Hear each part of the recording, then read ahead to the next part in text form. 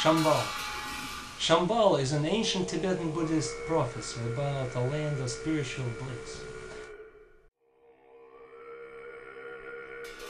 Full call for spiritual resistance, originally directed against Muslim invaders in early Middle Ages.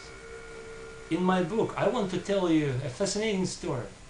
The story about how, in our modern age, particularly in 1920s and 1930s, a group of people wanted to use Shambhala and related prophecies of the Tibetan Mongol world to promote their spiritual and geopolitical schemes. These were people of different backgrounds and ideals. For example, Nicholas Roerich, a Russian-American painter from New York City, who once posed as a reincarnated Dalai Lama and wanted to start the Shambhala war in the heart of Asia. Or another one, Gleb Bokii, one of the bosses of the Soviet secret police.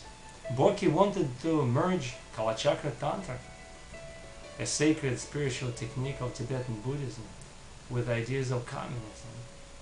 Roman Ungen von Steenberg, a Baltic baron, who briefly hijacked Mongolia, and he wanted to use Tibetan Buddhism to revive monarchies from the east to the west. Or take, for example, another name, Agvan Darji, one-time tutor for the 13th Dalai Lama. Darji wanted to bring all Tibetan Buddhists in a huge Tibetan Buddhist theocracy in Inner Asia. Despite the differences, despite the different ideals, they were driven by the same, I would say, totalitarian temptation. They believed in ultimate solution. They were sincerely convinced they would be able to build the paradise on the earth, society devoid of any spiritual and social contradictions.